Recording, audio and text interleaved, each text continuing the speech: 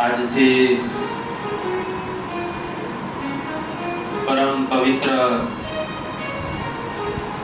શ્રાવણ માસની શરૂઆત થાય છે. ગ્રંથો અને આપણા ઋષિ મુનિઓ સંતો એવું કહી ગયા કે ચાતુર્માસના 4 મહિના તો વિશેષ ભજન કરવું, પણ એમાં પણ શ્રાવણ મહિનો એ વધારે પવિત્ર છે. વધારે ભગવાનને રાજી કરવાનો, ભક્તિ કરવાનો, ભજન કરવાનો, તપ કરવાનો મહિનો છે. ત્યારે આ શ્રાવણ માસ દરમિયાન આપણે કથાનું શ્રવણ કરીને વિશેષ ભગવાનને રાજી કરી શકીએ અને વધારે ભગવાનનું ભજન થાય, કથા શ્રવણ થાય એવા પ્રયત્ન કરીએ. રોજ અલગ અલગ મૂલ્યો ઉપર, જીવન મૂલ્યો ઉપર અહીંયાથી કથા થશે. આજે આપણી કથાનો વિષય છે ભક્તિ ભગવાન કી. મહારાજે શિક્ષાપત્રીના 193 શ્લોકમાં આજ્ઞા કરી છે પોતાના આશ્રિત જનોને કે વ્યર્થ કાલોનો નૈતવ્યો ભક્તિ ભગવતો વિના. એટલે કે ભગવાનની જે 9 પ્રકારની ભક્તિ તે વિના સમય પસાર કરવો નહીં. આપણે આજ્ઞા ભગવાનની પાળીએ છીએ પણ અડધી સમય પસાર કરતા નથી, પણ એના વિના, મોબાઈલ વિના. ભગવાનની ભક્તિ વિનાની મોબાઈલ. ઘણાને તો સવારે મોબાઈલના દર્શન થાય પછી દિવસ શરૂ થાય, પછી બધું નાવા ધોવાનું નાન તે બધી દિવસની શરૂઆત થાય. પણ ભગવાન અને સંતો, ભગવાનના ભક્તો, એની દિવસની શરૂઆત તો ભક્તિથી થાય. ગઢાળીના આંબા શેઠ હતા અને રોજ ગઢાળીથી 3 ગામ જેટલું ચાલીને મહારાજ માટે ગઢડા દાંતણ લઈને જાય.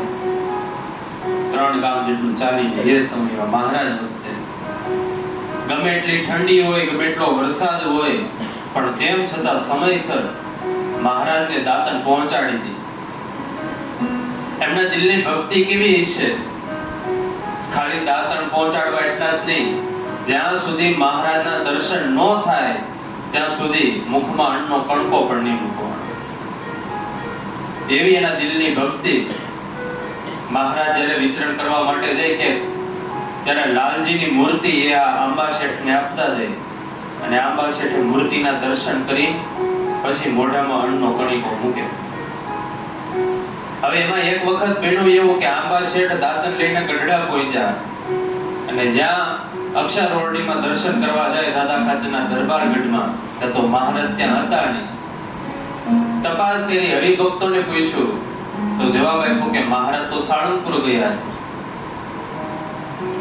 આંબા શેઠ વળી ત્યાંથી ગઢડેથી નીકળીને સાળંગપુર આવ્યો, કારણ કે એને તો નિયમ હતું ભગવાનના દર્શન કરવાના. અને ત્યાં સાળંગપુર પહોંચ્યા, ત્યાં કોઈ ભક્તને પૂછ્યું મહારાજ ક્યાં છે? તો કે મહારાજ તો ત્યારે લોયા જતા રહ્યા. વળી ત્યાંથી સાળંગપુરથી નીકળીને લોયા આવ્યા. લોયા તપાસ કરી તો ખબર પડી કે મહારાજ તો વડતાલ જતા રહ્યા છે. હવે એની બદલે આપણે હોય તો હાલીને જઈ કે એમને રહેવા દઈએ. આપણે સાંખ્ય વિચારવાળા એવું વિચાર કે ભગવાન તો અંતર્યામી બધું જાણતા જ હોય, ભગવાન કોઈ દી મૂર્તિ ભૂલે નહીં. આ તો આપણે આપણી હાટું ઈ તો આપણે ભગવાનને યાદ કરી લઈએ તો એ મૂર્તિ જ છે ને. સાંખ્ય વિચાર રાખી. પણ શેઠ પોતે છતાં એ આંબા શેઠ, એના હૃદયની ભક્તિ એવી કે મહારાજના દર્શન ન થાય ત્યાં સુધી મુખમાં અન્નનો કણકો નહીં મૂકવાનો. વડતાલ પહોંચ્યા અને મહારાજ તો વડતાલ હતા જ, એટલે મહારાજને દર્શન કર્યા. પછી મહારાજે પૂછ્યું આંબા શેઠ તમે અહીંયા ક્યાંથી? અરે મહારાજ તમારા દર્શન કરવા માટે એવો સ્પેશિયલ. કેમ અત્યારે? તો કે મહારાજ મારે તો નિયમ છે કે તમારા દર્શન ન થાય ત્યાં સુધી મુખમાં અન્નનો કણકો નહીં મૂકવાનો. અને આ વખતે તમે મહારાજ લાલજીની મૂર્તિ આપવાનું ભૂલી ગયા હતા. પછી તો મહારાજ એમની ઉપર બહુ રાજી થયા. કેટલા દિવસે પહોંચ્યા હાલીને ખબર છે? 7 દિવસે વડતાલ પહોંચ્યા હાલીને. તે ક્યારે થાય? હૃદયમાં ભક્તિ હોય ભગવાન પ્રત્યે પ્રેમ હોય, શ્રદ્ધા હોય, વિશ્વાસ હોય, ત્યારે આ બધું થાય. જપ તપ તીરથ સબ કરે, ઘડી ન મેલે ધ્યાન, કહી કબીર ભક્તિ વિના કભુ ન હોય કલ્યાણ.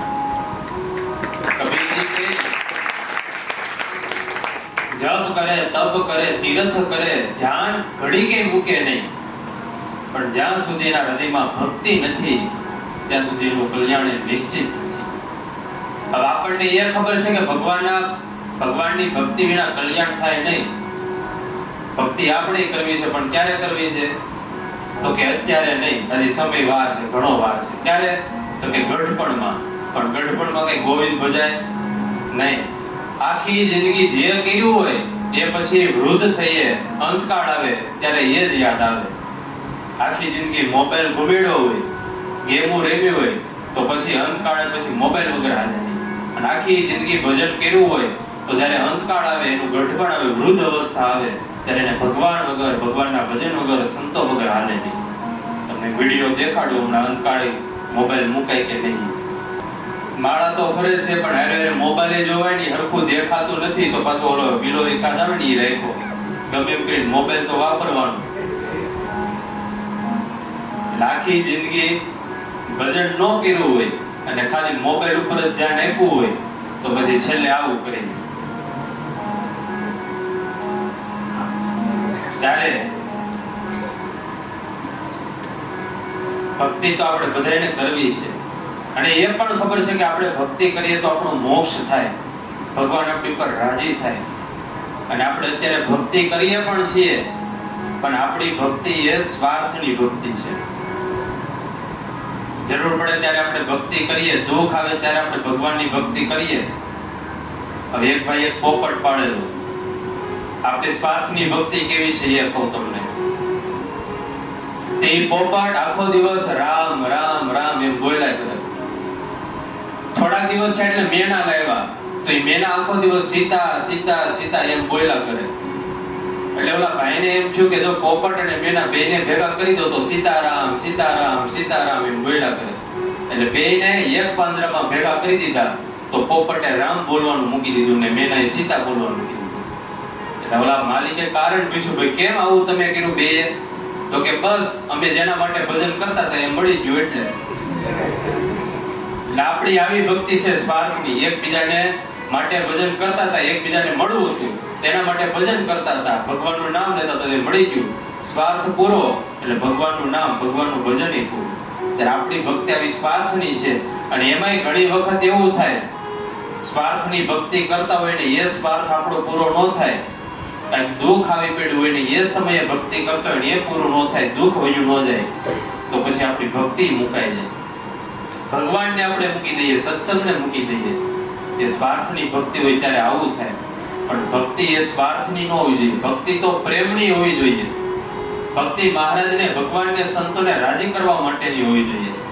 ભક્તિ તો ભાવની હોવી જોઈએ. કોઈ સરસ લખ્યું છે, ભક્તિ હાથ પેરો સે નહીં હોતી હે, વરના દિવ્યાંગ કભી નહીં કર પાતે. દિવ્યાંગ એટલે અપંગ, હાથ વગરના હોય એ. भक्ति हाथ पैरों से नहीं होती है, वरना दिव्यांग कभी नहीं कर पाते. भक्ति नहीं आंखों से होती है, वरना सूरदास जी कभी नहीं कर पाते. नहीं भक्ति बोलने सुनने से होती है, वरना मूंगे बहरे कभी नहीं कर पाते. नहीं भक्ति धन और ताकत से होती है, वरना गरीब और कमजोर नहीं कर पाते. भक्ति तो केवल भाव से होती है, केवल प्रेम से होती है. भक्ति तो प्रेमनी होवी જોઈએ, ભાવની હોવી જોઈએ.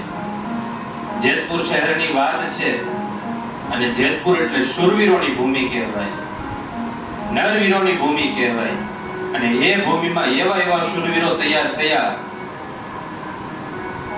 એમાં સંવત 1858 ને કાર્તિક સુધી એકાદશીના દિવસે રામાનંદ સ્વામીએ નીલકંઠ વર્ણીને ધર્મધુરા શોધી. અત્યારે હાલમાં એ જગ્યાએ જેતપુરમાં તો બહુ ભવ્ય સુંદર સરસ મજાનું મંદિર છે. પણ એ સત્સંગની પાછળ, એ મંદિરની પાછળ ઘણા હરિભક્તોના યોગદાનો પણ છે, ઘણા હરિભક્તોના દાખલાઓ, કુરબાનીઓ પણ છે. ત્યારે એ જેતપુરનો એક પ્રસંગ સરસ મજાનો. જેતપુરની અંદર જીવા જોશી નામના શૂરવીર બ્રાહ્મણ રહે, મહારાજના એકાંતિક સત્સંગી, અને એમના પત્નીનું નામ હતું પૂતળીબાઈ. બે દીકરા હતા, એકનું નામ ગોવર્ધન અને બીજાનું નામ શિવશંકર. અને નામે કડવી પણ સ્વભાવે અત્યંત મીઠી એવી એક લાડકી દીકરી હતી. હવે આ જીવા જોશી જેતપુરમાં રહેતા, મહારાજના ખૂબ ધર્મ નિયમ પાળતા. પણ એક વખત કોઈ માંગુવાળા હશે એની સાથે કંઈક વાંધો પડ્યો અને પછી એ માંગુવાળાએ એક વખત બ્રાહ્મણોની ચોરાસી કરાવી અને એમાં આ જીવા જોશીને આખા પરિવારને જમવા માટે બોલાવ્યા. અને જે સત્સંગી હોય એટલે બધાને ખબર હોય કે બ્રાહ્મણ પરિવાર છે, મહારાજનો સત્સંગી છે ભગવાનના, એટલે લસણ, ડુંગળી, હિંગ આ બધી વસ્તુ ખાય નહીં. પણ એમને પરાયને ખવડાવવા માટે જે પણ રસોઈ બનાવી હતી એમાં લસણ અને હિંગનો ઉપયોગ કરવામાં આવ્યો. બીજા જે પણ એવાય છે બધાએ તો જયમાં, પણ આ જીવા જોશીનો જે પરિવાર હતો એને તે દિવસે જયમાં નહીં, ખાધું નહીં. એટલે પછી કોઈ દ્વેષીલા છે એને કીધું જીવા જોશીને, કોઈ દ્વેષીલા છે એને કીધું આ માંગુવાળાને કે તમારા ઘરે ઓલા જીવા જોશીનો પરિવાર આવ્યો પણ આજે એ જયમાં નથી. અને પછી માંગુવાળાએ ખૂબ પ્રયત્ન કર્યા એને જમાડવા માટેના, પણ એ જયમાં નહીં. જીવા જોશી એનો પરિવાર પછી બધાને ગામ બહાર કીધા, ત્યાંથી કાઢી નાખ્યા જેતપુરમાંથી. પણ હવે બન્યું એવું કે જીવા જોશી તો જેતપુર છોડીને પીઠવડી ગયા, પણ એમના દીકરી કડવીબાઈ એમના લગ્ન જેતપુરની અંદર જ કરેલા. એટલે એને તો સહેજ સાસરીમાં જ રહેવાનું થાય, એટલે તે ત્યાં જેતપુરમાં જ રહ્યા. કડવીબાઈ અબળા હતા પણ સત્સંગમાં પોતાના પિતા જીવા જોશીની જેમ સબળા હતા. સસરાને કે શૂરવીરતાથી સત્સંગ રાખે. સવારે વહેલા ઉઠી જવાનું, નાઈ ધોઈને પવિત્ર થવાનું, પૂજા પાઠ કરવાના, કીર્તન ગાવાના, લસણ, ડુંગળી, હિંગ આ બધી વસ્તુ ખાવાની નહીં. દૂધ, તેલ, ઘી આ બધું જ ગાળીને વાપરવાનું. ઠાકોરજીને થાળ ધરાવીને પછી જ જમવાનું. આવા બધા જ નિયમો પાળે અને ભગવાનની ભક્તિ કરે. કડવીબાઈની આ ભક્તિ એ સાસરિયા પક્ષમાં કોઈને રૂચતી નહીં, ગમતી નહીં. બે પડાળ્યો સત્સંગ નહીં હોય. ઘરના માણસો, સાસુ સસરા, નણંદ ભોજાય અને ખુદ એમનો પતિ આ બધા જ મળીને કડવીબાઈને હેરાન પરેશાન કર્યા કરે. પણ કડવીબાઈ ક્યારેય લસણ, ડુંગળી, હિંગ જેવી વસ્તુ ક્યારેય ખાય નહીં. ઘણીવાર એના સાસુ અને નણંદ એને હેરાન કરવા માટે શાકમાં લસણ અને હિંગ નાખે. અને જે દિવસે કડવીબાઈને ખબર પડે કે શાકની અંદર લસણ અને હિંગ નખાનું, એ દિવસે કડવીબાઈ ખાલી રોટલી અને પાણી પીને આખો દિવસ કાઢે. તેમ છતાં પણ એને હેરાન કરવા માટે એમના સાસુ એ રોટલી અથવા રોટલા હોય તો એની ઉપર લસણની કળી હોય એ ઘસી નાખે. અને એ કડવીબાઈને ખબર પડે તો એ દિવસે ખાલી પાણી પીને આખો દિવસ કાઢે. ક્યારેક ક્યારેક તો એવું બને કે રોટલા, શાક આ બધી જ વસ્તુમાં લસણ, હિંગનો ઉપયોગ કરે અને પછી તોય કડવીબાઈ પાણી પીને આખો દિવસ કાઢતા હોય. એમના સાસુમાં અથવા નણંદ એ ગોળાની અંદર, પાણીની અંદર લસણની કળીઓ નાખી દે. અને પછી જ્યારે કડવીબાઈને ખબર પડે ત્યારે એ દિવસે નિર્જળા ઉપવાસ કરે.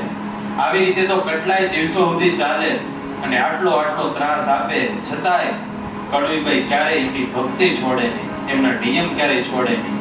અને તેમ છતાં ઘરકામના બધા કામ કરતા જાય અને સાથે સાથે ભગવાનની ભક્તિ પણ કરતા જાય. એવું લખાણું, ભક્તિ શેષતણું સાટું, આગળ વસમી છે વાટું. ભગવાનના માર્ગે ચાલવું હોય તો એને તો કાયરતા કેમ પોસાય, એમાં તો શૂરવીરતા જોઈએ. પ્રભુનો માર્ગ એક મરજીવાનો માર્ગ છે. દિવસો પછી દિવસો, વર્ષો પછી વર્ષો વીત્યા પણ કડવીબાઈ પોતાની ભક્તિ ક્યારેય ઓછી ન કરી, ક્યારેય છોડી નહીં. અને એવામાં એક દિવસ એવો બનાવ બન્યો. વહેલી સવારનો સમય છે અને કડવીબાઈ એ પાણી ભરવા માટે ગામના પાદરે જાય છે. અને જ્યાં જઈને જોવે ત્યાં તો 25 ઘોડે સવારો ઊભા છે, ઘોડાને પાણી પાય છે. અને એની વચ્ચે પ્રગટ પુરુષોત્તમ નારાયણ ભગવાન સ્વામિનારાયણ પોતાના ઈષ્ટદેવના દર્શન થયા. કડવીબાઈ તો તરત જ દોડ મૂકી મહારાજના ચરણમાં પડી ગયા અને પંચાંગ પ્રણામ કર્યા. મહારાજ કહે, અરે કડવી, તું અહીંયા ક્યાંથી? અરે મહારાજ, હું તો અહીંયા પાણી ભરવા આવી છું. અને ત્યાં તો આજે હું ભાગ્યશાળી કે તમારા દર્શન થઈ ગયા. આજે હું ધન્ય ભાગી બની ગઈ. મહારાજ કે, મહારાજ તો બધું જાણતા હોય, અંતર્યામી. મહારાજ કે કેમ દીકરી મજામાં તો છો ને? મહારાજે પૂછ્યું. પણ કડવીબાઈને તો ખબર હતી જવાબ શું આપે પોતાનો. પોતાની મજાનું વર્ણન તો કઈ રીતે મહારાજ આગળ કરે. કડવીબાઈની આંખમાં આંસુડા આવી ગયા. મહારાજે પ્રશ્ન કર્યો એટલે. પણ મહારાજને આ સુવર્ણની હાજી કસોટી કરવી છે. એટલે મહારાજ કે કડવી, અરે જેને ભગવાન ભજવા હોય એને આ શેથો અને આ ચાંદલો અને આ બલોયાન આ બધું એ હું કામ? આ બધાનો વળી શું તાલ? બલોયા એટલે હાથમાં પહેરવાના બંગડી જેવા જાડા કડા, ઈ અને બલોયા કહેવાય. તો કે જેને ભગવાન ભજવા હોય, મહારાજ કે જેને ભગવાન ભજવા હોય એને આ શેથો, આ ચાંદલો, આ બલોયા આ બધું પહેરવું, આ વળી આ બધાનું શું તાલ? આવું જ્યાં મહારાજ બોલ્યા ત્યાં મહારાજની વાતનો મર્મ આ કડવીબાઈ સમજી ગયા. થોડી ઘણી બીજી બધી વાતો કરી અને પછી મહારાજ આગળ ચાલતા થયા અને કડવીબાઈ ઘરે આવ્યા. પાણીની હેલ માથા ઉપરથી ઉતારીને પાણીયારે મૂકી અને પછી શરૂ કર્યું. શેથાનો સિંદૂર હતો, કપાળનો ચાંદલો હતો, એ ભૂસી નાખ્યો. એટલે એના સાસુમાં કે કડવી આ શું કરે છો?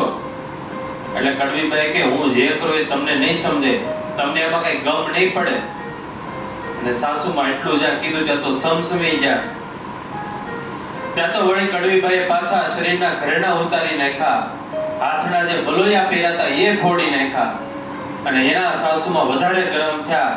અરે મોઈ, આ તું શું કરે છે? તારો બાપ મરે, મારો દીકરો તો હજી જીવતો છે, હજી બેઠો છે ને તું આ બલોયા ફોડશો? આ મન ફાવે એમ કડવીબાઈને ન કહેવાના અપમાનજનક શબ્દો ઘણા બધા કહેવા લાગ્યા. પણ કડવીબાઈ બધું સહન કરે. વાળંદને બોલાવીને મુંડન કરે એવું અને વિધવાનો વેશ ધારણ કર્યો. હવે એક તો પોતાનો પતિ જીવતો હોય અને પત્ની આવી રીતે વિધવાનો વેશ ધારણ કરે, પછી તો શું બાકી રહી? એક તો વિરોધ હતો અને એમાં વળી પાછું આવું બધું શરૂ કર્યું એટલે વધારે વિરોધ છો. અને કડવીબાઈ ઉપર બધાની જુલમની જડી વરસવી પડી. સાસુ સસરાએ ન કહેવાના શબ્દો કહેવા લાગ્યા. પતિએ ખૂબ માર માર્યો. સગા સંબંધીઓ બધા ન બોલવાના શબ્દો કહેવા લાગ્યા. અને ઘણાએ તો આ કડવીબાઈને મારી નાખવાના પણ પ્રયત્ન કરવાનો વિચારી લીધું. પણ પછી સજ્જન લોકો એ વચ્ચે પડ્યા, સમજાવ્યા અને આ કડવીબાઈને મારે નહીં ત્યાં સુધીનું બધું વાળી દીધું, અટકાવી દીધા. ઘણાને તો મનમાં એવું લાગ્યું કે આ કડવીબાઈ હવે ગાંડા થયા છે. અને હકીકતમાં એવું જ છે કે ભગવાનના માર્ગે જે ગાંડો થાય એ ભજન કરે. અત્યારે બધાને સુપરસ્ટાર બનવું, ફિલ્મ સ્ટાર બનવું, બિઝનેસમેન બનવું, પણ ભગવાનના ભગત એ કોઈને બનવું નથી, એ કોઈને ગમતું નથી.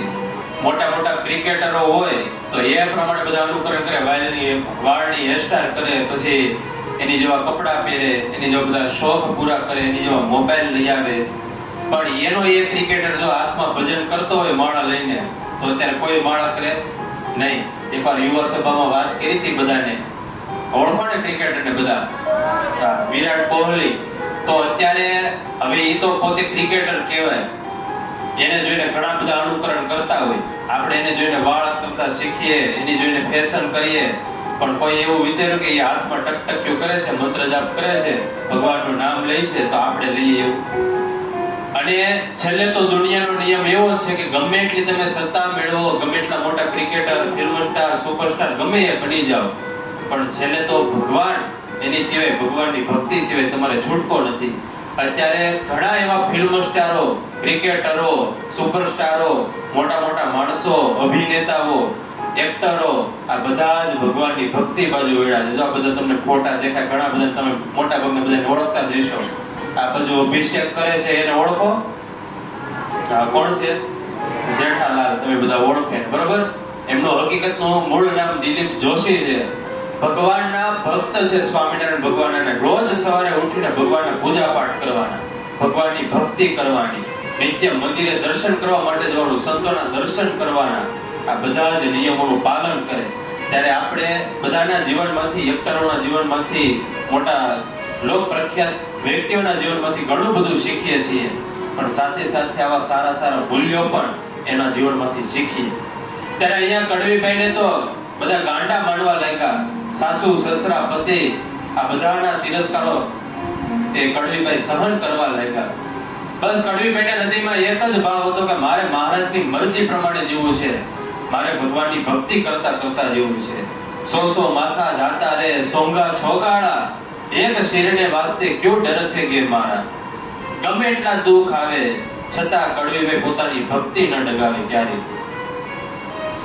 અને એ જોઈને હવે પરિવારવાળા વધુ ત્રાસ આપે. અને એમાં પણ એક દિવસ તેના પતિએ હદ કરી નાખી. રાત્રિનો સમય છે, પતિએ ખાટલા ઉપર સૂતો છે, નીચે 3 પાયા ઉપર પથ્થરો મૂક્યા પાયા નીચે, અને ચોથા પાયા નીચે કડવીભાઈના હાથ પગ બાંધીને કડવીભાઈના છાતી ઉપર ચોથો પાયો મૂક્યો છે. આટલો બધો ત્રાસ પોતાનો પતિ ઘરધણી હોવા છતાં પણ કડવીભાઈને આપે, છતાં કડવીભાઈ બધું જ સહન કરે. અને એમ કરતા કરતા દિવસો પસાર થાય છે. પણ હવે તો મહારાજને ચિંતા થવા લાગી છે કે અમારા કડવીભાઈ અમારા માટે ઘણું સહન કરે છે, ઘણું દુઃખ વેઠે છે. હવે સમય થઈ ગયો છે ને એક રાત્રિએ મહારાજે દર્શન આપ્યા છે. અરે કડવીભાઈ, અમારા માટે તો તમે ઘણું સહન કર્યું, પણ હવે વધારે સહન કરવા નહીં દઈએ. આજે તો કડવીભાઈની હાલત જોઈને, પરિસ્થિતિ જોઈને મહારાજની આંખમાંથી પણ દળદળ આંસુડા વહેવા લાગ્યા છે. અરે કડવીભાઈ, આવતીકાલે સવારે વહેલા ઉઠીને તમે ભાદર નદીમાં પાણી ભરવા માટે જજો.